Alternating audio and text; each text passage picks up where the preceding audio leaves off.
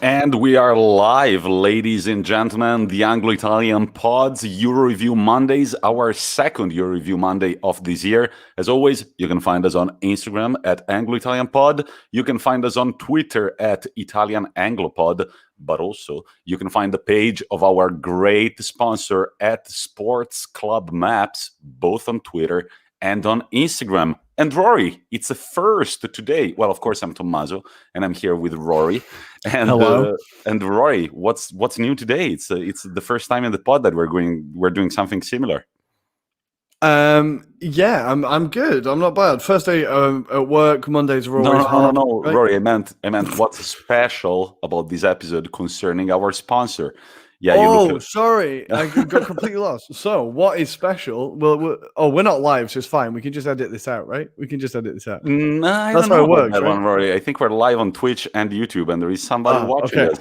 us. Well, anyway, it's special because we will be doing a live prize giveaway at the end of the show. It's exciting, right?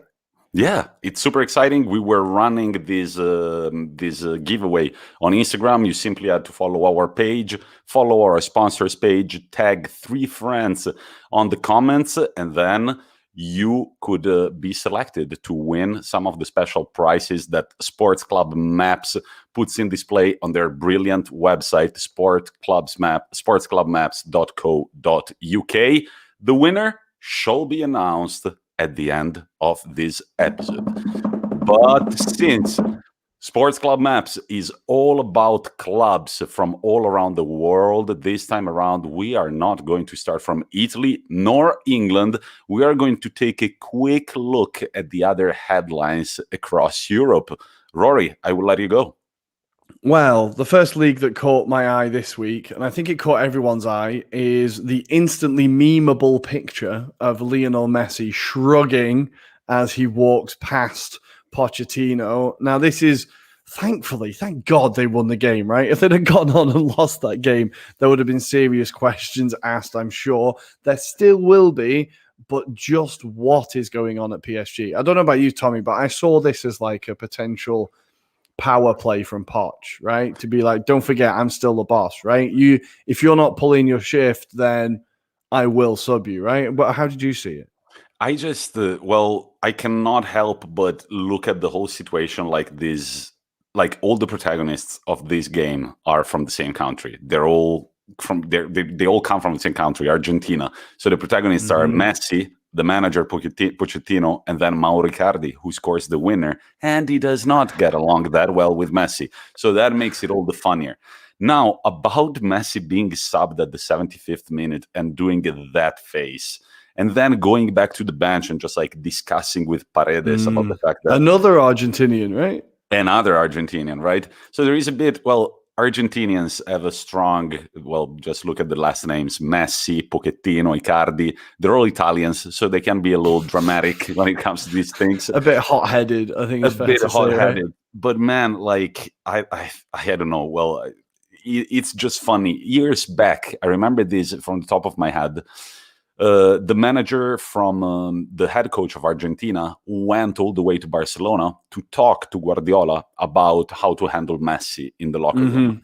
And Guardiola told him a few guidelines. And one of those guidelines, among them, there was talk to him very little and just about essential stuff. Make sure the players around him know exactly what they need to be doing around him. And 3, you never sub Messi, not even for a standing ovation at the end of the game. There was a quote also that I saw today from Messi 3 years ago when he said, I don't like to be subbed out. I'd rather sit on the bench for 80 minutes, come in for the last 10 minutes, because in the final minutes of a game, it's when you can really make an impact, when you can really decide the outcome of the game. So never sub me out, but I would rather be subbed in. I just think it's funny from a character like Messi, who is 34 years old. He's been in the game for so long. He should be setting an example for the other teammates. And I don't think it's a great look to walk off the pitch and make such a scene in front of your younger teammates when you are the star that you are. But I've heard stories like this about Messi before, that he does kind of, because I remember reading a story about when he was at Barcelona and they had like a vending machine and there was a ban on fizzy drinks.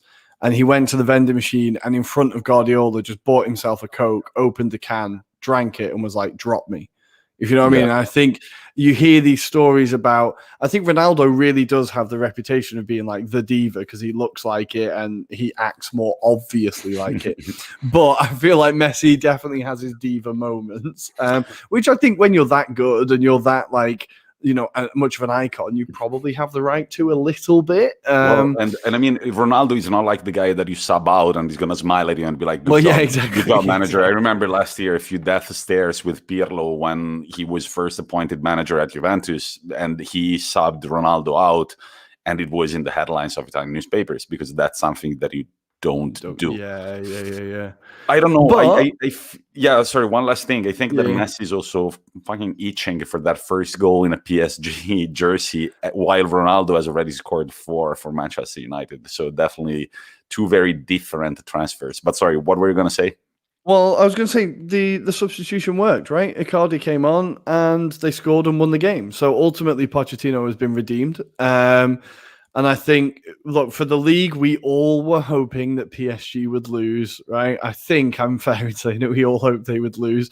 It does still mean they've got a 5-point gap at the top of the table, followed closely by Marseille. And revelation team last season, even more of a revelation this season, RC Lens in 3rd place with still unbeaten, 3 wins and 3 draws.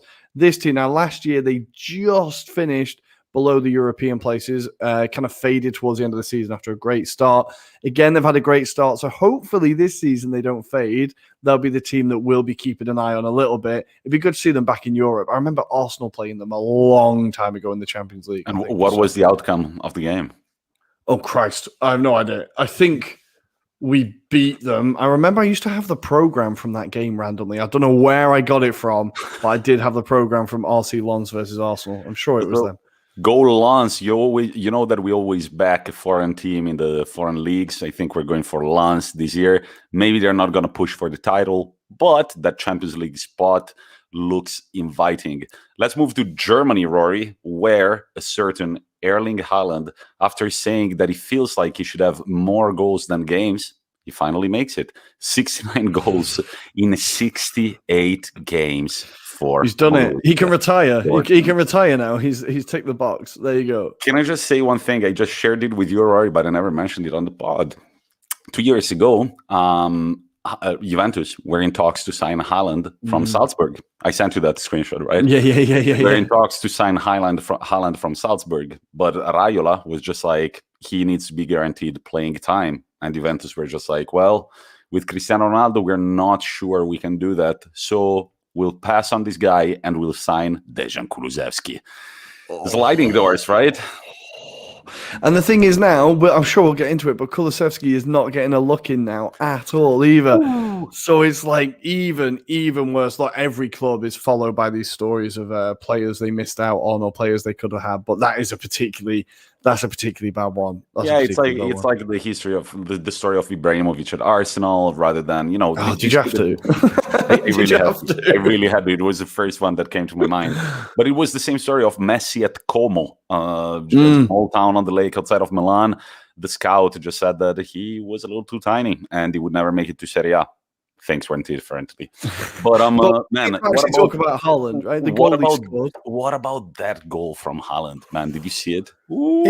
It feels like that could have been like unintentional, but because he's so good, it just went in. Like he just threw his foot at it, right? And he was like kind of falling backwards. It was a half volley kind of thing, but is that good? Everything he touches goes in. I don't know. It couldn't have gone in at a more perfect angle. What a goal. I just can't help but think he just kind of swung a leg at it though. I mean, it's. I think that when you know that you have the talent, you also know how to swing your leg that exact way. That was an insane goal. It was an Ibrahimovic-like goal. I think it's already a contender for Bundesliga goal of the season. Yeah. And I mean, you could say that it was unintentional, but if I tried to do that, the ball would just... Well, if I managed to get a touch on it, it would probably go straight in front of me outside of the pitch. So he really gave it that little curve. That little kind of curve. Yeah, I'm kind of thinking if I did it, it would just go behind me and I'd put my back out probably. I'd be out for a couple of weeks. Most likely I would fucking hurt myself, yeah. And my foot, I think everything about my body would hurt after that one. But no, it's absolutely incredible. I think that this guy is going to break all the breakable records in the future. He's, how old is he? 20 years old? Still 21? And he's got a huge career in front of him. And it would be interesting to see if Norway can kind of build a competitive national team around him in the following year. They've got a few players around him. Ødegaard is, stealing my heart quickly. I feel like they have got a few players that are building up a bit of a team there that hopefully it would be great to see them in a tournament. They've not been in a tournament since 98 off the top of my head. So yeah, a little bit of a team building there. And with Haaland up front, you're guaranteed a goal a game pretty much. No, yeah, right? 100%. Anything else in the Bundesliga? Anything Inter can do, Bayern can do better, as Bayern slap New Boys VfL Bochum 7-0. But the big headline is Lewandowski only gets one of those goals. What? I genuinely thought he'd have a hat trick, or 6 of them. I'll be honest. He's washed up. Done. He's past his peak. But that does mean that in the Bundesliga, rather predictably, Bayern are, of course, top on 13 points, but they're joint top with Wolfsburg, and Dortmund only 1 point behind in third, with Leverkusen on 10 points in fourth. So they've not ran away with it just yet. So things are looking quite interesting there, but yes, Bayern are still top. And in Spain, there is a certain someone who has scored 5 goals in 5 games and assisted once. And he's done so while the La Liga president said, I'm not very fazed about Messi leaving. We've got a lot of talents in our league, and one of them is Vinicius Jr. So the La Liga president singled him out, and he delivered. And guess what? His goal and his assist this weekend mean an incredible comeback from Real Madrid against Valencia. Now, Rory, you watched the end of that game. How was it to look at those 2 goals at the death of time, pretty much? Absolutely gutting, because I genuinely put DAZN on about, let's sit and watch Real Madrid lose. And then within 2 minutes, Vinicius had equalised. And then within another minute, Benzema had headed the winner, and I just turned it off and went to bed. Valencia was sat far too deep. They really were. Obviously, it's like the 80-something minute. They were just thinking, right, let's just see this out. Hopefully we can hold on. Unfortunately, they couldn't, but Real Madrid were giving it absolutely everything. The interesting thing was the guy who scored for Valencia, now I think his name is Hugo Duro, he was on loan at Castilla last season, so Real Madrid's second team from Getafe, and they decided not to buy him, not to purchase him, said, no, the guy's not good enough, we're not interested. He then signs for Valencia and scores against them. I thought that was quite a nice little story of vengeance, but ultimately, Real Madrid did get all 3 points. That does mean that they are top of the table, 2 points clear of Atletico, who could only manage a draw. And then, of course, that puts them 3 points ahead of Valencia. But Real Madrid kind of looking a bit inevitable now, with Benzema and Vinicius forming a bit of a partnership. Rory, sorry guys, for those of you who are watching, it's about time to introduce you to my crazy cat. She supports Juventus. She's black and white. I had to show her. She was chewing on the cables, and so I had to remove her. So here she is. Mingus. There you go. Say goodbye. Bye. Yeah, she's gone now. But no, what I want to say, Rory, do you think that Benzema can rank in the top 10 strikers that you've ever seen in your lifetime? Top 10 strikers I've ever seen. Oh, God. I'd have to prepare for this one. Potentially, yes, but you know that I'm naturally inclined to say no because I don't like him. I would find 10 other strikers to be better than him, I think. Caputo, yeah. Simi. Luca Toni. I think right now, I don't know them, but I think that Lewandowski, Suarez, and Benzema, they are always going to stick out in the, if we want to go by decades, in the 2010, 2020 decade. Those are the 3 names that will always stand out. And it's incredible to me, after all the abuse that is also rightfully received over the years, over all the criticism there has been around him. He's a winner, man. He's a winner. He grew up in a tough neighborhood in Lyon. And ever since, he's delivered. He played for Lyon, and ever since moving to Real Madrid, he hasn't said a single word. He's always trained. He's always played for whatever teammate he had along his side. And there has never been like strong transfer rumors about him. And it was a great quote by Florentino Perez, who, I mean, he's got a lot of shit quotes, but last year there was a very good quote about him talking about Benzema and saying that he really embodies all the values of a big club like Real Madrid. Natural born winner, baby. I would agree with the fact that he mirrors the values of Real Madrid. Yes, I think they're probably very well suited to each other. Blackmailing your best friend and shit like that. Talking behind the back of the people that you work with every day.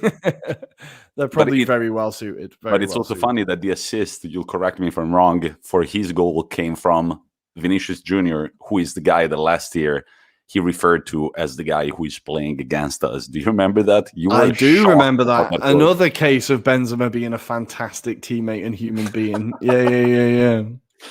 So, Rory, anything else to cover in La Liga before we jump to our leagues of expertise?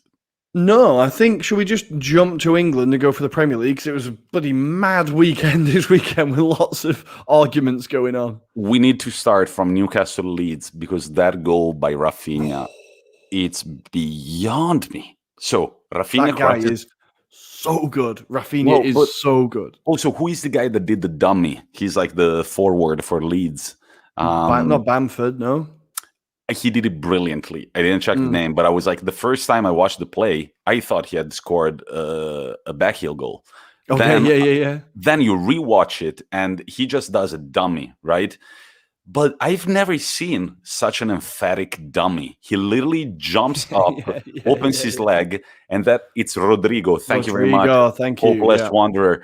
I mean, that means incredible awareness of the power of the shot, the direction of the shot, because hadn't it gone in, he would have looked like an idiot. He knew exactly where that ball was directed, completely left the goalkeeper dumbstruck, and I just loved it. I've never seen a goal like that. Like, it bounces below your legs and then jumps in. It was beautiful to see. Bielsa ball at its finest. Well, Rafinha is a player that's kind of been, I think he's really impressed ever since he joined the Premier League, really. He's just a really, like, entertaining player to watch. Lots of flair, dribbling, like, pace. I think he's a really, really entertaining player, and I was extra happy because I had him in my fantasy team this week, so that was a nice little start to the weekend. But do you think it was the goal of the weekend? I think there was a few contenders. I'm going to put Messi Lingard's in there for contention. Ooh, yes, absolutely. Also, Rory, you're getting pretty sick at predictions. You said that Lingard would score. You said that towards the end of the game, obvious it was going to hit West Ham. You said, I think Ronaldo will score, and then towards the end of the game, Lingard will score. And it was spot on. And you know what? None of my accumulators came in this weekend. So again, I cannot bet, but my throwaway predictions do come in. I'm going to say, which one do you think? Lingard, or I think they're the two contenders for goal of the weekend, right? I think Lingard is more sheer skill. Rafinha got lucky that he had a very smart Rodrigo understand exactly what he was doing. So I think Lingard has got the winner. But congratulations, Messi Lingard. But also, if you like headers, and the other night, well, we'll talk about it when we do another special about our favorite footballing YouTube videos. But I love headers. And Thiago Silva had an incredible header for Chelsea. That was a great header. I just love like those pinpointed headers. But Rory, let's start from the incredible Burnley versus Arsenal. I let you go for a second as I lock my cat inside the toilet because she's freaking the fuck out. Okay, I'm going to go. This is going to take as long as it takes Tommy to lock a cat in a bathroom. Here we go. So I think I'm going to start with, I mentioned with Tottenham that a lot of 1-0 wins in a row, your luck will eventually run out, right? So I feel like I need to caveat that before I go into how great Arsenal have been. I think 1-0 wins, we do need to be more convincing. We do need more goals. But what I have been impressed with is the fact that our new back five, with an average age of 23, is still yet to concede a goal. Now, of course, that is against Norwich and Burnley, two of the weaker teams. But I think if you compare our defensive performances since we've had this back five to the defensive performances against Manchester City, Chelsea, and Brentford, where it was completely different. I feel like that's a sign of encouragement. I really, really do enjoy Martin Odegaard. I think 30 million for that guy is an absolute steal. Like, when people were saying Maddison or Odegaard, I was always, let's just go for Odegaard. Maddison is not worth 70 million. And I think this is a proper bargain price for Odegaard. I think the team's looking a bit more confident. Look, am I confident ahead of the derby? Watching Tottenham completely collapse against Chelsea, I wasn't scared, right? The only thing that scares me is that Harry Kane hasn't scored all season. He's definitely going to score next weekend. That's definitely going to happen. But I'm quietly optimistic ahead of the derby, especially as it's at home.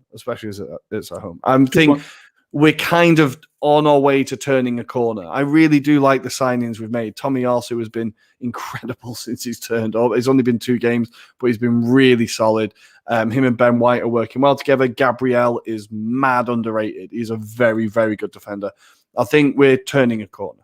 I think it's very important for Arsenal to get a streak of results, and right now we've got 2 consecutive wins after that start to the season, and I think now it's very important not to hit a wall against the Spurs, and not hitting a wall means maybe even drawing the game. So I think you're going there with 2 results that could make you well happy: a win or a draw. All you don't have to do is a loss. But yeah, I do think that maybe things are starting to turn at Arsenal. We shall see how the rest of the season goes. I feel like over 1.5 years of the pod, we've been saying that a lot. Oh, mate, I've been saying it for 10 years. But the Arsenal, this is the young generation that's going to. This is the young generation that's going to. Hopefully, it's fucking this one. I'm tired of waiting.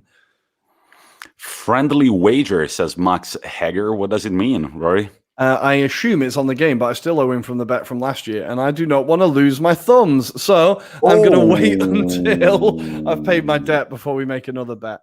I can get in all my dirty washing out in public. But anyway, shall we move? Rory, you guys never bet with Rory. He doesn't pay back. All right, fine. Let's move. Let's move to the London derby. Spurs Chelsea 0-3. Now, Rory, I'm looking at your notes. Halftime switch to 3-5-2. Is Tuchel the best at changing games? I've been reading a lot about Tuchel recently.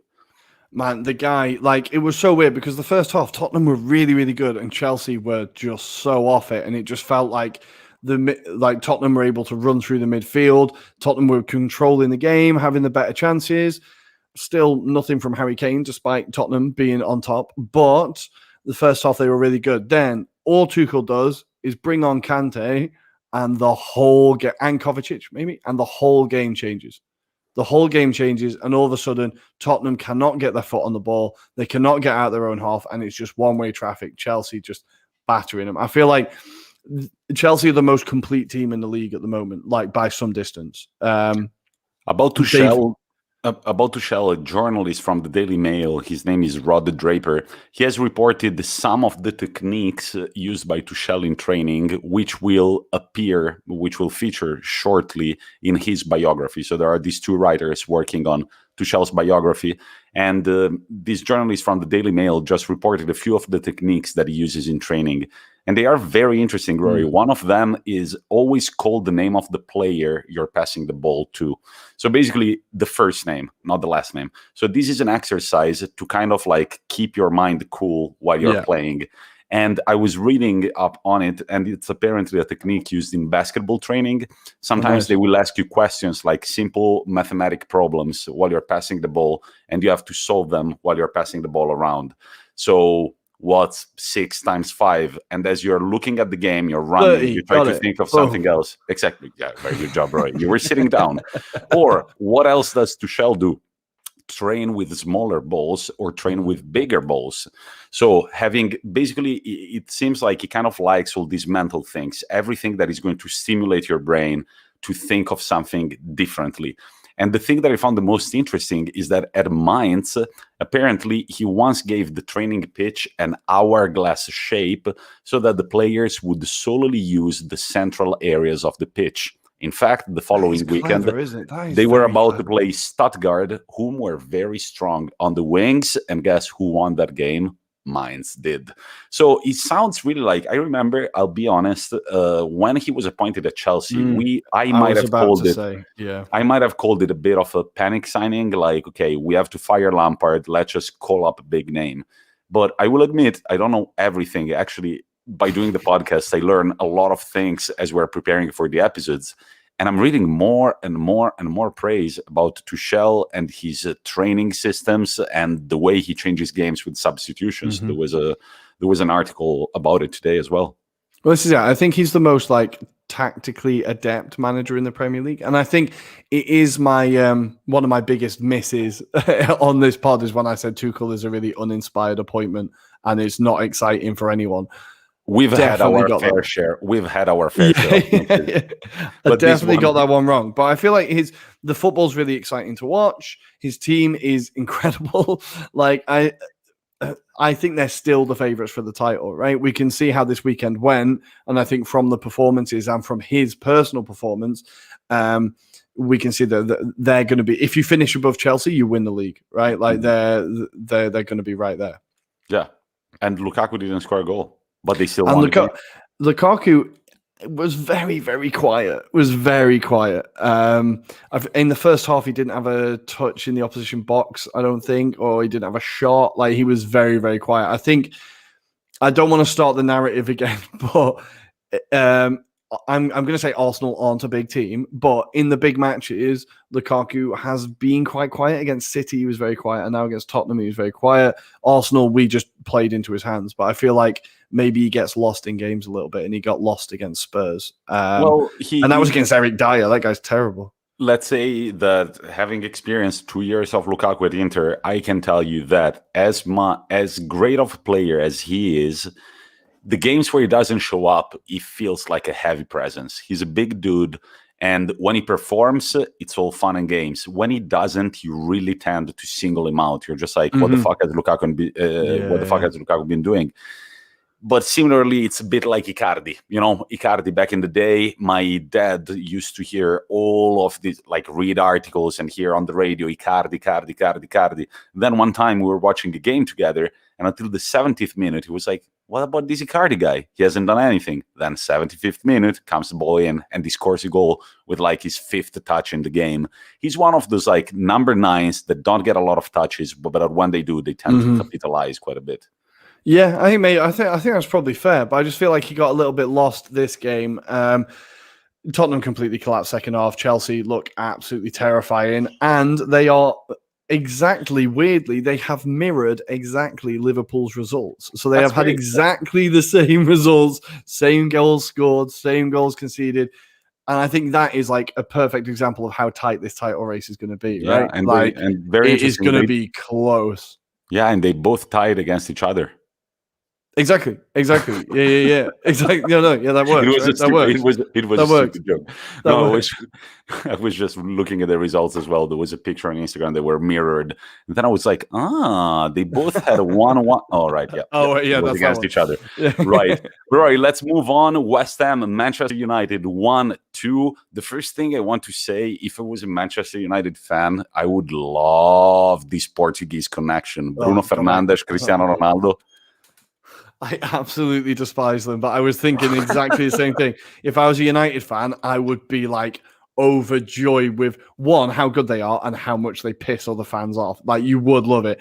They were Ronaldo. I think it honestly was embarrassing, the diving that he was up to in the second half.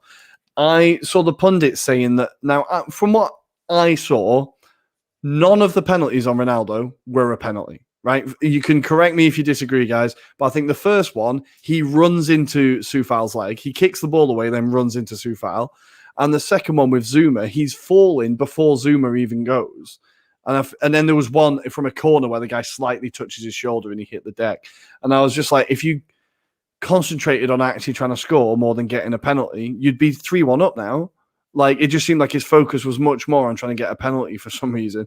And it was absolutely infuriating. But him and Fernandes are playing incredibly well together. Ronaldo, of course, scored. But Tommy, right, I put in my notes, what is a penalty? Because I am so confused as to what counts as a penalty now. I have no idea. against Burnley against Arsenal, I think Burnley should have had a penalty. I think we really got away with one there. West Ham definitely should have had a penalty when Wan-Bissaka went through the back of Souček. No idea why that wasn't given. I don't know what qualifies as a penalty anymore.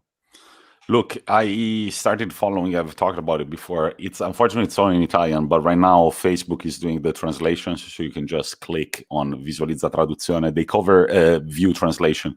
They mostly cover Serie A. There is this very good page called Errori Arbitrali. ERRORI arbitrali.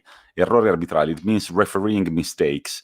And it's a pool of guys that I'm assuming they have studied or they are currently studying to become referees that post screenshots of questionable episodes and they say whether the referee did the right thing or not. And they actually, what's very interesting is that they put the number of the rule with the explanation next to it. But man, I am confused as well. Inter Milan was supposed to, according to this page, I even think that there are a majority of Juventus fans, but they're very impartial. Right. They're very, very impartial. And Inter Milan have been denied 2 penalties that were very clear penalties so far. I don't know, man. I know the mistakes that you're talking about, the questionable things that you're talking about, because I saw them online as well. It's difficult. And I don't understand what's even more difficult. I don't understand when the VAR is supposed to come in or not. It seems like at their discretion, right? Like, it seems like the people in the VAR stand will say, okay, you might need to take a look at this. And then beyond that, that's the kind of system. I don't know what system there is. I feel like there was a really good start to the season with VAR, and then especially in Brighton versus Leicester as well, that was a pretty terrible decision. There was a few terrible decisions there, actually. And then this United West Ham game, I think there could have been more penalties. Like, I honestly do not know how that West Ham one wasn't a penalty. Blows my mind. By the way, just very quickly, we were talking about Germany earlier, but I did read today that Julian Nagelsmann, the RB Leipzig former coach, now coaching Bayern Munich, he said that it would be a brilliant idea to introduce headsets for managers to speak with the captain during a game. How do you feel about it? Wow, I quite like that idea. That's like in the NFL. It's like in the very NFL. NFL, isn't it? Talking to the quarterback the entire game. Wow, would that have a? Do you think that would do your head in if you were a captain? I think that would be so infuriating, right? The first comment, I was talking about it last night with the boys while we were watching the big game, Juventus AC Milan. My friend Francesco said right away, can you fucking imagine Conte screaming in your ear 90 minutes? Straight away. With Conte, I would just be like, hey, Antonio, look at me. It's out. Fuck you, dude. Like, it's not going to happen. I think it could be interesting. It could be an interesting. I'm open to technology in the game, as I was open to VAR, and I still am. But I think that VAR needs to come into action in a clearer way. They have fucking screens in front of them. They will know if it's a penalty or not. Just be like, dude, penalty, award it. There you go. Off you go. But Hopeless Wanderer feels like it would ruin the game. Hopeless Wanderer, the name already suggests that you are a romantic nostalgic. It feels very FIFA-like. But yes, let's try to bring it technology for 1 year. But and then we'll see how it goes. I think if we're going to have headsets in football, give it to the referee. If we're going to steal anything from NFL, headsets for referees so they can explain decisions to the bloody stadium and to fans. That is the headsets I would bring in. That is the thing we need to see. When they're like, person number 25, offensive foul. It just looks, and they have all these hand signals. Manchester United number 7. Fuck you, stop diving. Let's move on, please. But United, top of the league, deserved Rory or not? Overall, probably yes. I just can't understand. I saw Carl Anker, who's a great football journalist. He covers Manchester United in particular as well. He tweeted, I can't figure out if United are lucky because they're good or good because they're lucky. And I think it kind of summed it up. I just can't. They always seem to get the rub of the green and that last minute goal or that last minute thing. And you think, okay, yeah, fair play. Maybe they're destined for it. And the rub of the green this time was David Moyes massively overthinking and not taking any inspiration from England's horrific penalty shootout by bringing on Mark Noble, who has barely played a game, for his first kick of the game to miss a penalty. Now, the first thing is David feels De Gea like a very English thing to do, right?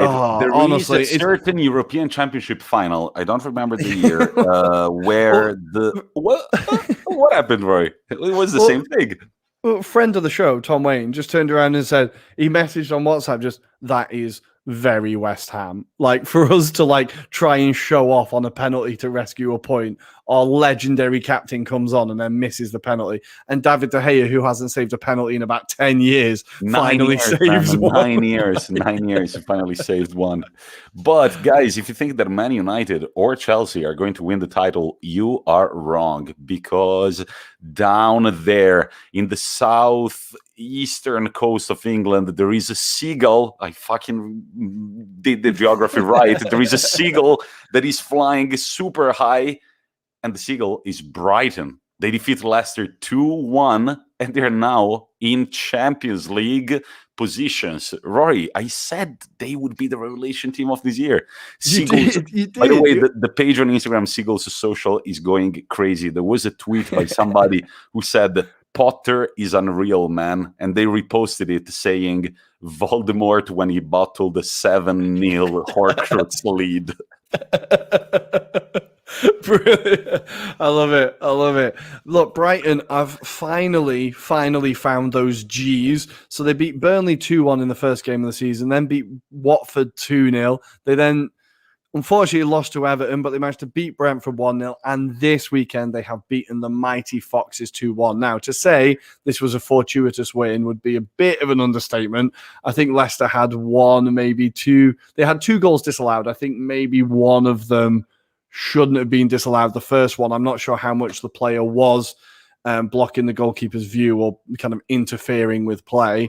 But Brighton, and the penalty they got was a bit soft. I think the Vestergaard's arm was in a bit of an unnatural position, but it was headed straight at his hand from point blank, and he was kind of falling backwards. I feel like it was a bit of a harsh decision. But that being said, Brighton get the 3 points. Danny Welbeck scored.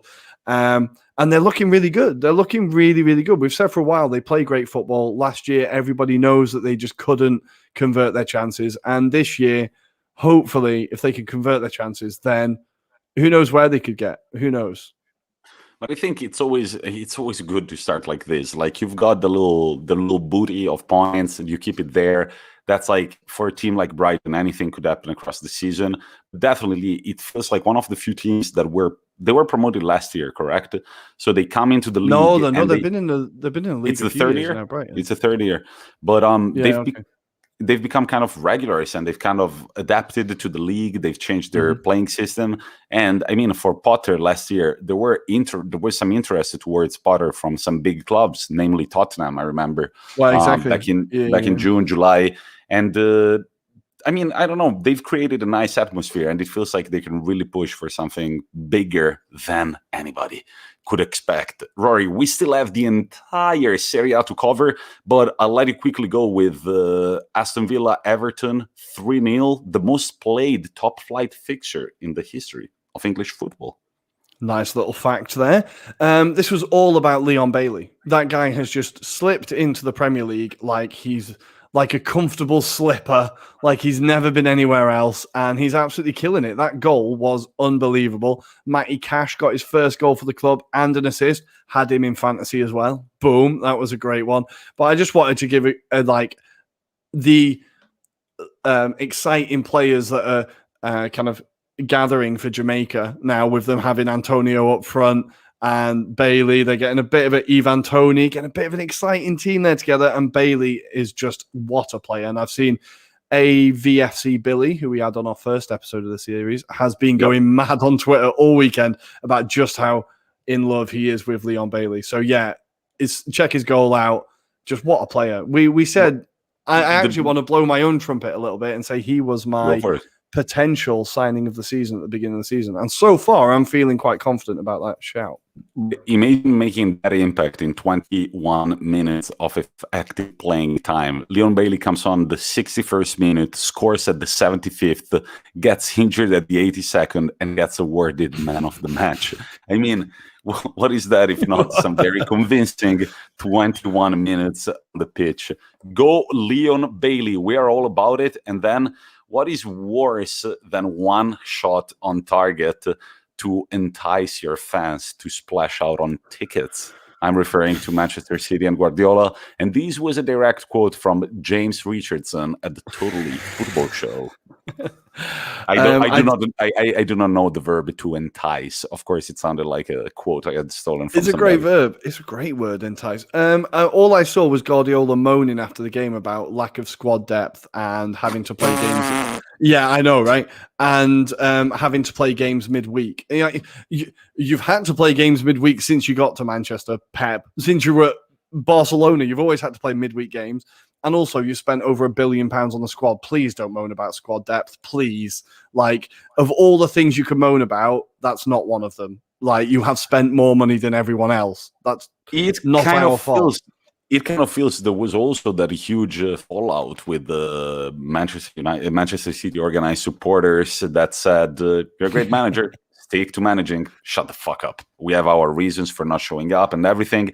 It feels like he's really going out of his way to sort of like lay these bricks of hatred between him. I mean, it feels like he's preparing. He is a difficult person. We know he's a difficult person, right? Like, yeah. His relationships have been fairly kind of ruined with most people. I think a lot of players kind of say he's a genius, but I don't like the guy. Like, so I feel like we kind of know what kind of personality he is. A very boring game. Nothing really happened. I think Man City are just going to fade away this year. I don't know. They'll still get top 4, but I don't think they're going to be anywhere near the title race. We shall see. We shall see. We still have 18 minutes with you guys. Thank you for following us. If you're listening on a Tuesday, next time, try to listen on a Monday. We are live from 8 to 9 p.m. Central European time, which is from 7 to 8 p.m. British time. Did you get a chance to watch some Serie A this weekend, Rory? I know you did. I watched a lot of Serie A this weekend, and I really enjoyed all of it. I have a question for you. Goal of the weekend. Lorenzo Pellegrini versus Verona, Davide Faraoni versus Lazio, or Simone Bastoni versus Venezia? Because these 3 goals were out of this world. So Pellegrini for Roma scores on the wettest pitch that there could be on earth. Everybody was sliding. After every pass, everybody would fall down. The guy manages to run towards the first post and backheel it into the net while running. That's the first one. Then Davide Faraoni for Verona against Lazio. Against Roma. He just lifts it up with his left foot and then just hammers it in with his right underneath the crossbar, bounces on the line, goes in. And then Simone Bastoni versus Venezia. Maybe my favorite, because not many people mentioned it, but 1 second before, he attempted to go for the opposite corner. Mm-hmm. The ball bounces against the defender, gets back to him, and then he pings it into the opposite corner. Which one do you think was the best, Rory? I'm going to say I agree with Hopeless Wanderer Pod and say the Faraoni goal was an absolute screamer. And what a goal to win the game. Like, I saw the stadium in Verona was going mad. Was that their first win of the season, potentially? Let me check. I think so, yeah. I think it was their first win of the season. So the fans were going insane against a Mourinho Roma team that have been looking very intimidating. What a goal. What a hit. I was a little bit disappointed because obviously I like Roma, but what a goal. That is definitely my goal of the weekend in Serie A. And Davide Faraoni is not new to these things. So Faraoni used to play for the youth team of Inter Milan, and he started playing with, he started becoming a regular. I don't remember who was the manager, maybe Stramaccioni, but he scored an incredible goal from outside the box at the San Siro. I was at the stadium, and I remember that Gerard Piqué, for some reason, he retweeted the goal and said, "Oh my God, what's going on there? Davide Faraoni, congratulations." He's not new to these things. One of those careers that are always going to look interesting. I mean, maybe he's going to get a big move somewhere sometimes, but he's a Serie A and Serie B regular. He's played a shit ton of games, and he's got the volley in him. This was the first game of the weekend, the Spezia winning against Venezia. Rory, you got to see this game. What did you make of it? Spezia versus Venezia. No, I didn't watch that one. I didn't watch that one. No, I watched on Saturday. I managed to watch Salernitana versus Atalanta in the evening. That was a very frustrating game for Salernitana fans, right? It was. I feel like they're just so close to getting something, but just not quite there. And all it took was Atalanta that one goal, and it's game over. They knew that Salernitana were never going to score, and it was just a bit disappointing. I think even already you can see the Salernitana fans' faces just being like, "This is going to be a long season. We're in Serie A, but it's not going to be a lot of fun."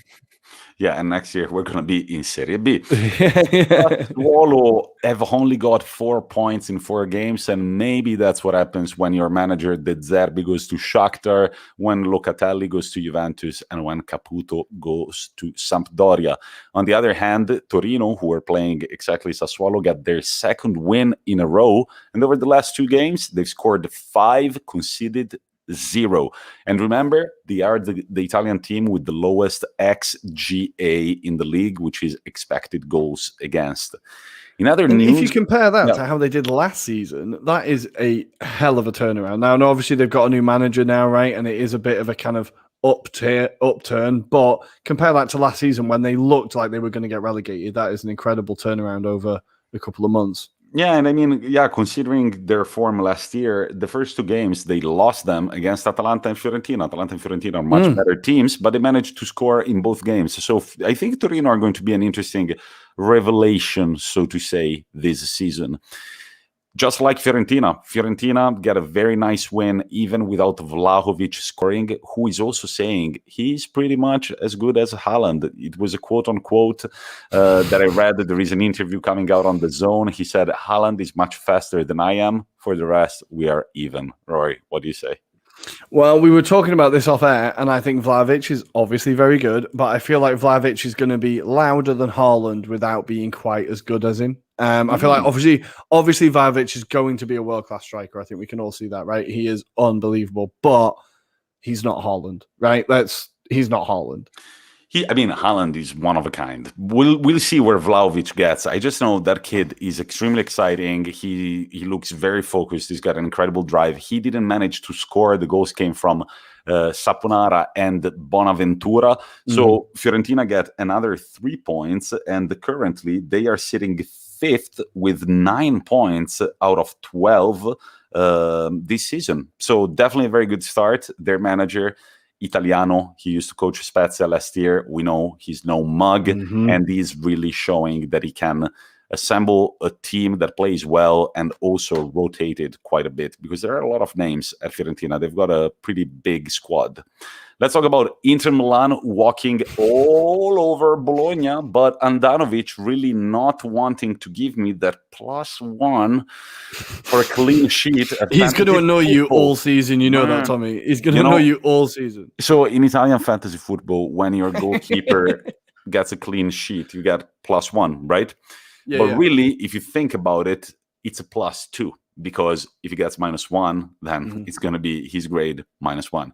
As I was explaining this to Michael, it's just like, because +1 in fantasy football really is +2. Bim, goal. It wasn't his fault. He even dived. However, I raise a question. Why, once you have already dived, don't you stretch your fucking arm all the way? Baby steps, Tommy. It takes him first. He learns to fall sideways, then he learns to extend his arms. It's baby steps. It's like a gradual process. Look, he had Bologna barely shot on target. He had a few things that Andanovic these days doesn't do anymore, like punching the ball in the air before the forward gets there. It was good. I would have loved that +1. Whatever, 6-1, 15 goals in 4 games is a Serie A record since I don't know how many years. I didn't write it down. And what was the special shirt that Inter wore about for? So this is a question that is coming from the Hopeless Wanderer podcast during our live stream. They are basically the design. We used to have a similar design when our sponsor was Misura instead of Pirelli at the beginning of the 1990s. The colors were not quite those. These colors are in between those colors from the 1990s and the LGBTQ plus flag. Okay, So it's a right. special edition to celebrate the fact that Internazionale Milano, we are brothers of the world. We are beyond racism. We are for equality, and we score 6 goals against Bologna. That's what more importantly. Yeah. No, but the takeaways for me in this game are 3. Monumental, Skriniar. Once again, after the Real Madrid game, he was monumental. He scored a header. Do you remember when he used to be benched under Conte? Yup. Those days are way past him. I think maybe they even were useful for him to really understand. Maybe he wasn't working hard enough in training. Right now, he's really showing up. And what I love about him and De Vrij is the one that stays back a little bit and Skriniar progresses. And we have a few beautiful rotations. When you see Skriniar advancing, there are a bunch of other players dropping back to cover for him. The other big point is Dumfries, whom Rory fielded in fantasy football, got him an assist. We can call him basically the nemesis of N'Golo Kante because he never smiles and he looks angry as fuck all the time. He's just constantly glaring at people, glaring. He's got these eyes like this. They were interviewing him and he said, it was a very good game. I'm really glad, but now it's time to go back to work. And I was like, man, I'm all about it, Denzel. Cool. There you go, You do you, man. Yeah, jokes aside, he is doing really well to make us all forget about a certain Achraf Hakimi, which is no easy job for anybody, but this guy, he's not as confident as Hakimi when he progresses along the pitch, but man, he's a good player. I like him. For my fantasy, is he going to start every week now? I think he might. Okay. I think he actually might. We shall see. Because I kind of took a gamble on him starting this week, and I was like, oh, thank God. And then he actually came in and turned it on. I was like, I hope he starts every week now, because then I know who can play for me. And the final point about Inter Milan is Di Marco. Guys, if you're followers of the pod, you know how much I've played a violin below his balcony last year. Federico Di Marco, he is really performing at Inter Milan. I love everything that he does. He's great at just finding the pass. He's great at running in empty space. He's great at assisting. Now, the goal by Milan Skriniar, I do believe if Skriniar hadn't touched the ball, I think the corner kick would have gone 1 centimeter off the post. It was just that beautiful. Rory, did I cut off? You cut off? No? No. My internet is just giving me the warning, but hopefully I'm still with you. Luckily, we still have 6 more minutes. Rory, I have a question for you. How many Serie A goals have you scored before the age of 30? Wait, there was that? No, 0. 0. So think about Francesco Caputo for Sampdoria. Before he was 30, he had scored 1 Serie A goal. After he turned 30, he scored 50. Now, so you're saying there's still hope? There is still hope. You're still at 0 before 30, but you can work on it. It's a beautiful story, guys. This is a professional footballer who's never given up on his dream. He's done it all. Eccellenza, Serie C, all that bullshit, Serie B, and then eventually come to Serie A.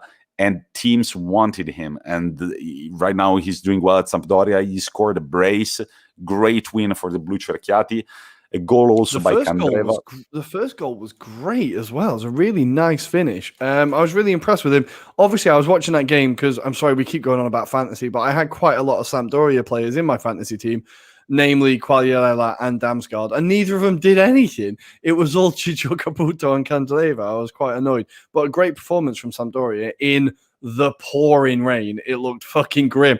All the Sampdoria fans were in the bit with no roof as well. I felt so sorry for them. Stood there for an hour and a half. At least they won. Right. And the Roman clubs, the second to last, the big news is that the Roman clubs, after a great start, namely Roma, they come to a halt. Roma lose 3-2 against Verona. It was a very closely contested game, but in the end, Verona came out winners with that goal from Davide Faraoni. If you haven't, go check it out right now. But also, Lazio, they draw against Cagliari. And ladies and gentlemen, he is back in Serie A. He's a Serie A legend. He goes by the name of Walter Mazzarri, the most present Serie A manager since the year 2000. We will cover it in another episode, but he's got a bunch of great quotes. One of them was, "We played pretty well until it started raining." That was the quote. That was on national television. They're like, "What do you think about the game?" "We were playing very well until it started raining." "So what? You don't train on the grain?" And then there was another great quote that said, "Considering the situation, we played a great game." They had lost that game. I don't remember which team he was coaching. He said a player wasn't feeling well, another one had a temperature, and one even played with diarrhea. Oh, thank you for sparing the details. Right, but Walter Mazzarri snatches a draw from Lazio on his first game in charge of Cagliari, and he also, and this is another thing he's well known for in Italy, he gets a yellow for aggressively kicking the ball away. Within one game. You love to see it. The ball gets to him and he's just like, "Yeah!" He like throws a fit and kicks the ball away, and the referee just goes there. He's like, "Welcome back, Walter. Yellow card for you." He's like a manager who takes over. Is he like a mid-table manager? Because I seem to remember him being at Napoli for a while. He did great. He was the first manager he did quite well at Napoli, no? Bring a trophy to Napoli after Maradona. So he won the Coppa Italia at Napoli, and he was coaching that incredible trio of Cavani, Lavezzi, and Hamsik. Okay, yeah. Then he's coached a lot of, his last big spell was at Torino, and everything was going wrong at Torino, and everybody, we were wondering last year, what the fuck is he still doing in charge? He even managed Inter Milan. The quote about the rain is actually from his Inter Milan days. Was that during the Pazza, the even more Pazza years than... No, and there is another great picture of him eating a water bottle out of frustration. He's on the dugout and he's like leaning over this plastic water bottle and eating it while it's full of water, which is also very difficult to do.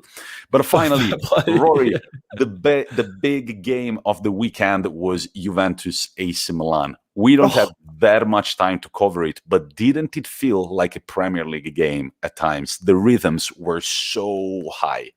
It really did. It was a pretty intense game. The first half was like, Milan were terrible first half. Milan were really bad, but Juventus they weren't much better, but they were a bit better. It feels like a thing for AC Milan. They don't really get into the game. We saw it at Anfield as well until like the 35th minute to second half.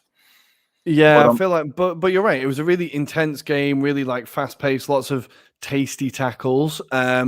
I was particularly impressed with Tonali from Milan. When Milan did finally start playing, Tonali was very, very good. It's good to see Chiesa come on, even though he didn't really do much and he was played a bit out of position from what I could see. It was good to see him back out. And Morata with confidence and composure. Oh my God, like with all the time in the world running at the goal, and he managed to actually put it in the goal. I was genuinely surprised. The other big headline is that Zlatan Ibrahimovic and Olivier Giroud were both ruled out for the game. This is so unfortunate when you invest your money in such young strikers and they get injuries. Yeah. It's got to be frustrating. All the promise is gone, and all the promise is gone. Yeah. Get well soon. They are 30 years old combined. Hopefully, we're going to hear these names for a long time in the future.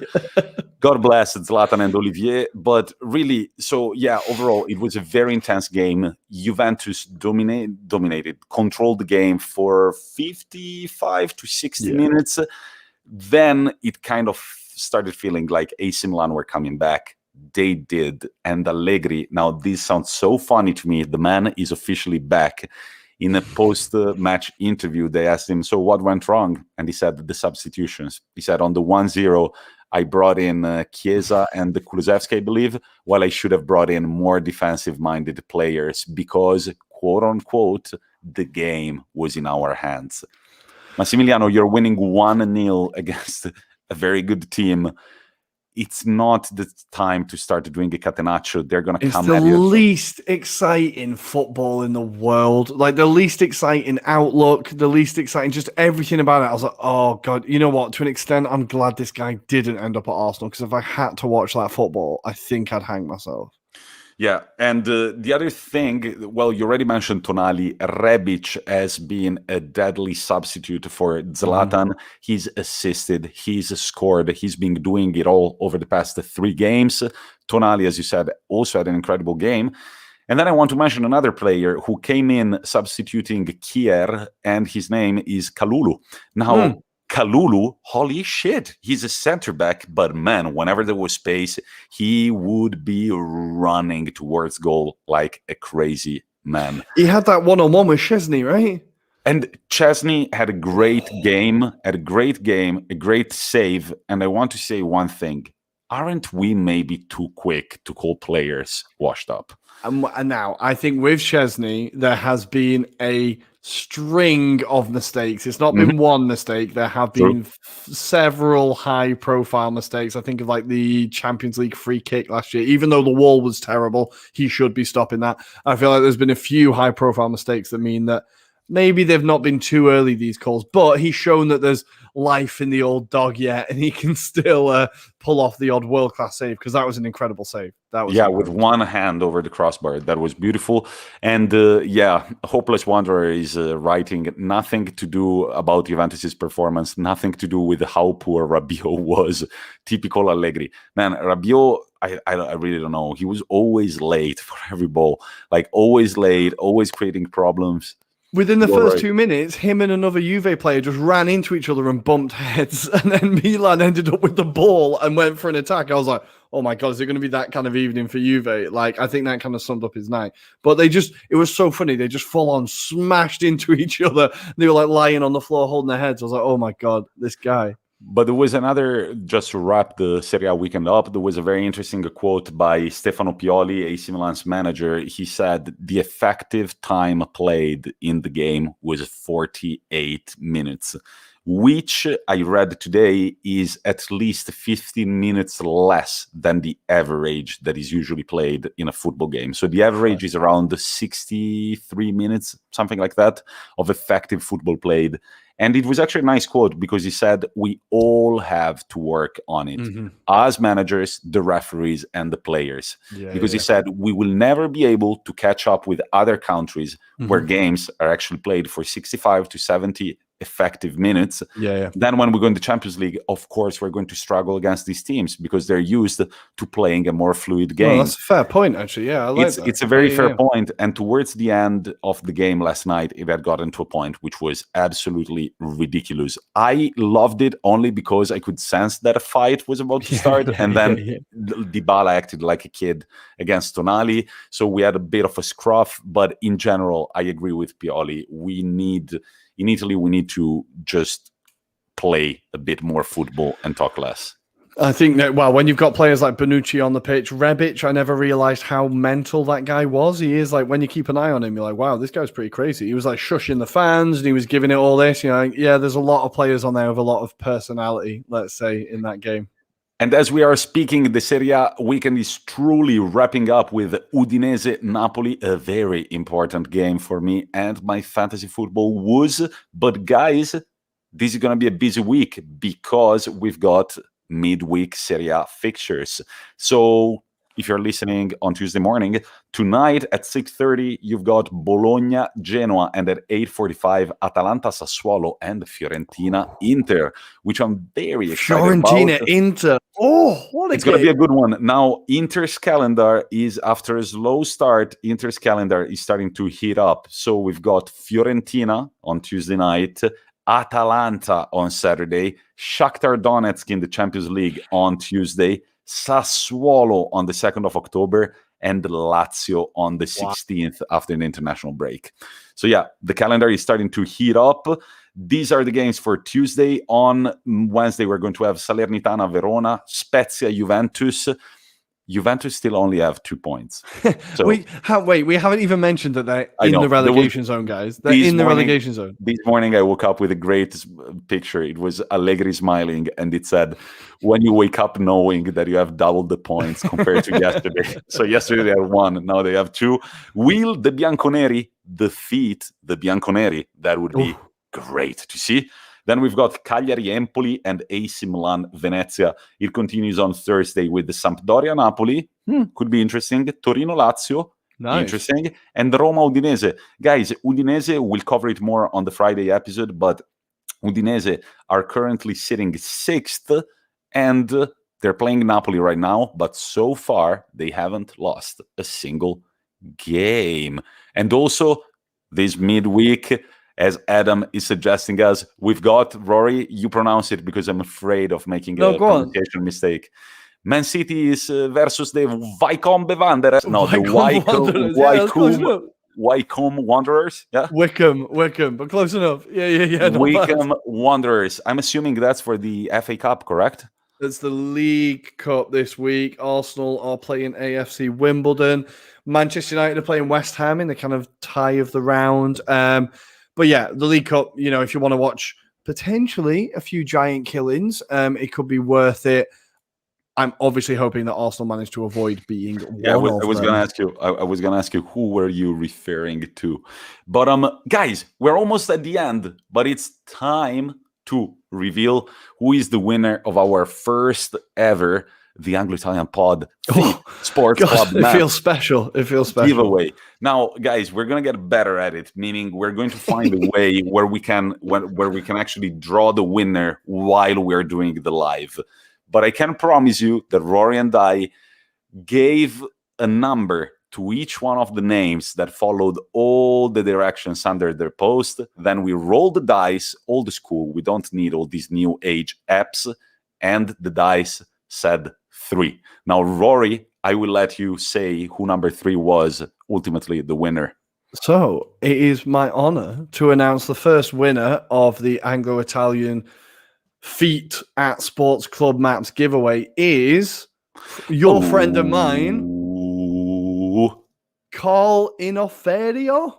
I hope I said that right. Congratulations. So if you get in touch with us at some point, you send a message to Sports Club Maps. This is all admin and very boring, but contact us and we'll be able to sort it out for you.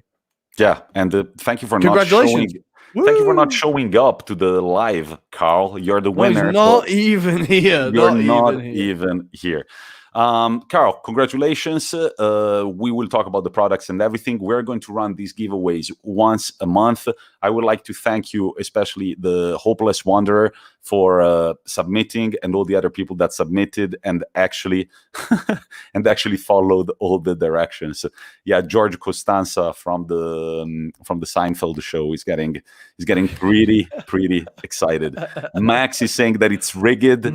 Yeah, all these prices, right? It's rigged. Carl is the winner for this time. Guys, don't cry. There are going to be more opportunities. Rory, anything more to say before we depart?